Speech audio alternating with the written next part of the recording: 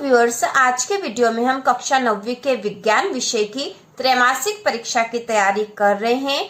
तो विज्ञान विषय के आज हम एक एक नंबर के सारे प्रश्नों की तैयारी करेंगे। तो शुरू करते हैं। तो प्रश्न है, पदार्थ की कितनी अवस्थाएं होती है।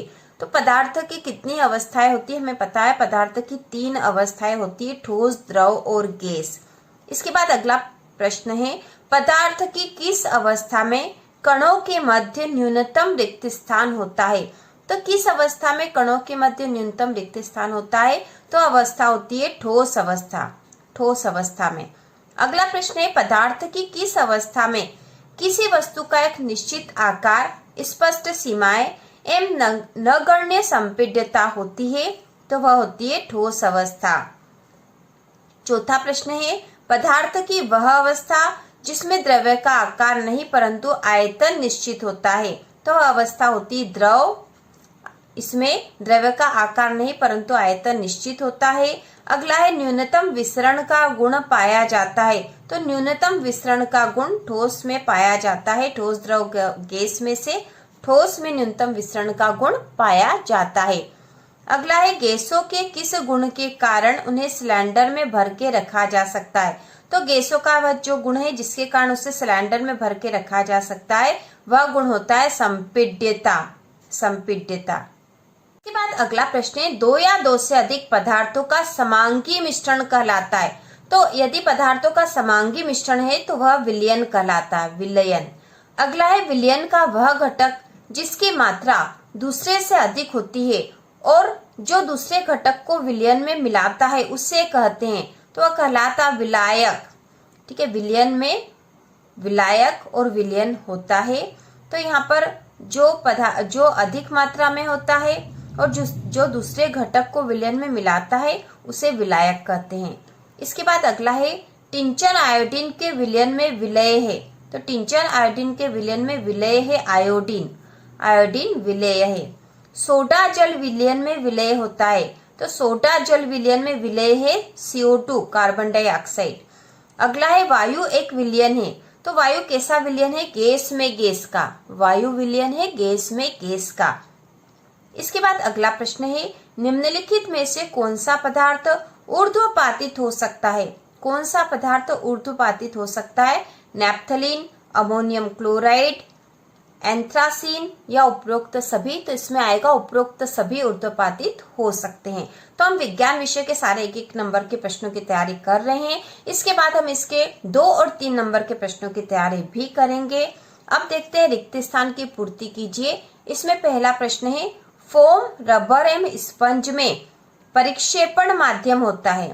फोम, रबर एवं स्पंज में परिक्षेपण माध्यम होता है। तो परिक्षेपण माध्यम होता है ठोस, ठोस। अगला है, मिल्क ऑफ मैग्नीशिया में परिक्षेपण माध्यम होता है। मिल्क ऑफ मैग्नीशिया में परिक्षेपण माध्यम होता है द्रव। अगला है, टिंडल प्रभाव विलयन द्वारा प्रदर्शित गुण है। तो टिंडल प्रभाव जो है कोलाइड विलयन द्वारा प्रदर्शित गुण है, कोलाइड विलयन द्वारा प्रदर्शित गुण है। इसके बाद अगला है, 2 घुलनशील द्रवों के मिश्रण को विधि से पृथक किया जा सकता है। तो 2 घुलनशील द्रवों के मिश्रण को किस विधि से पृथक किया जा सकता है, आसवन विधि से। अगला प्रश्न है, डाई के घटक रंगों को विधि से पृथक किया जा सकता है। तो जो डाई होती है उसके जो घटक रंग है उसे क्रोमेटोग्राफी विधि से पृथक किया जा सकता है, क्रोमेटोग्राफी विधि से। इसके बाद एक शब्द में उत्तर दीजिए वाला प्रश्न है, इसमें मिश्र धातु पीतल के घटकों के नाम लिखिए। पीतल के घटक होते जिंक एवं कॉपर। जिंक एवं कॉपर जो है पीतल के घटक है, जिंक एवं कॉपर से मिलकर पीतल धातु बनती है। इसके बाद अगला प्रश्न है, कोहरा, बादल एवं कुहासा में परिक्षेपण माध्यम क्या होता है। तो कोहरा, बादल और कुहासा में परिक्षेपण माध्यम होता है गैस। अगला है, शेविंग क्रीम में परिक्षेपण माध्यम क्या होता है। तो शेविंग क्रीम में परिक्षेपण माध्यम होता है द्रव। अगला है, दूध एवं फेस क्रीम में परिक्षिप्त अवस्था क्या होती है। तो यहाँ परिक्षिप्त अवस्था पूछिए दूध एवं फेस क्रीम में, तो इसमें होती है परिक्षिप्त अवस्था होती है द्रव। जेली एवं पनीर में परिक्षिप्त अवस्था क्या होती है। तो जेली और पनीर में परिक्षिप्त अवस्था होती है द्रव। इसके बाद अगला है, मक्खन में परिक्षेपण अवस्था क्या होती है? मक्खन में परिक्षेपण अवस्था क्या होती है? तो वह होती है ठोस। इसके बाद अगला प्रश्न है, निम्नलिखित में से किस जीव में मात्र एक कोशिका स्वयं में ही एक संपूर्ण जीव होती है? तो किस जीव में एक कोशिका ही संपूर्ण जीव होती है? तो वह है, उपरोक्त सभी आएंगे। इसमें है अमीबाएम, क्लेमेडोमोनास, पैरामीशियम तथा बैक्टीरिया। अमीबा एवं पैरामीशियम, तो यहाँ है उपरोक्त सभी। अगला प्रश्न वेरी इंपॉर्टेंट, कोशिका के खोज करता है? तो कोशिका के खोज करता है रॉबर्ट हुक। रॉबर्ट हुक जो है कोशिका के खोज करता है।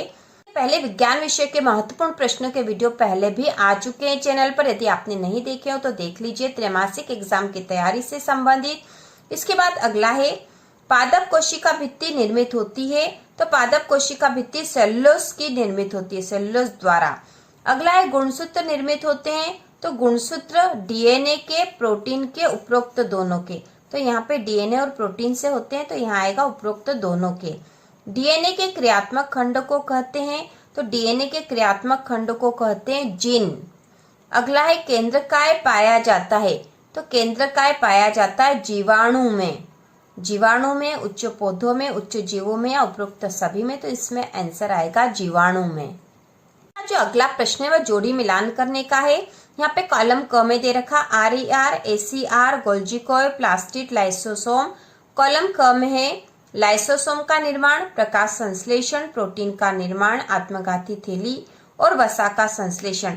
तो RER इसकी जोड़ी बनेगी प्रोटीन का निर्माण, ACR वसा का संश्लेषण, गोल्जी कॉइल लाइसोसोम का निर्माण, प्लास्टिड प्रकाश संश्लेषण और लाइसोसोम आत्मघाती थैली है।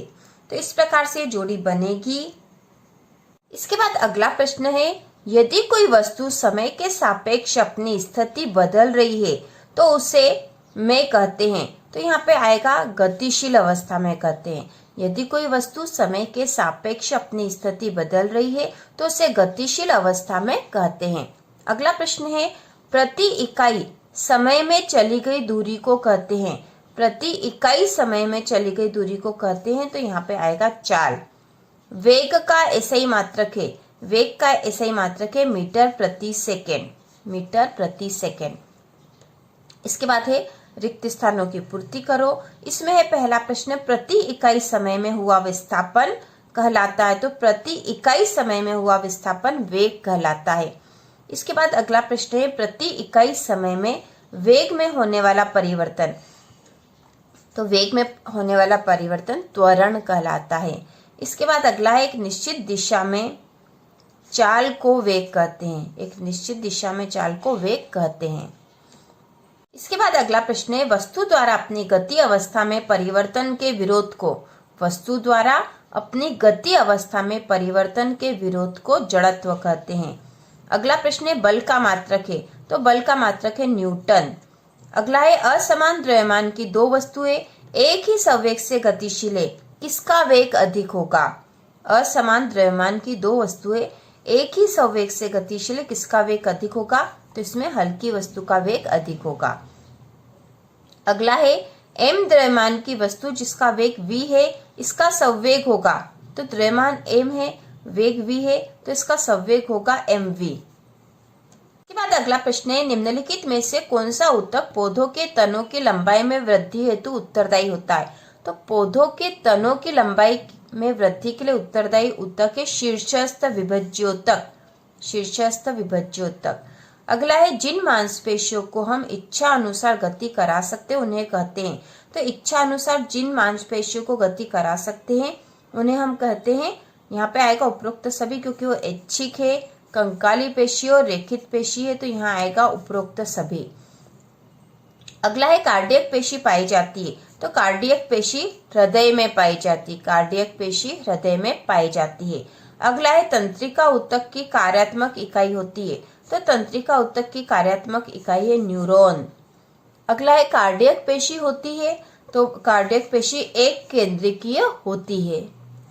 तो इस प्रकार हमने कक्षा 9वीं विज्ञान त्रैमासिक एग्जाम के लिए सारे एक एक नंबर के प्रश्न ऑब्जेक्टिव क्वेश्चन की तैयारी कर ली है।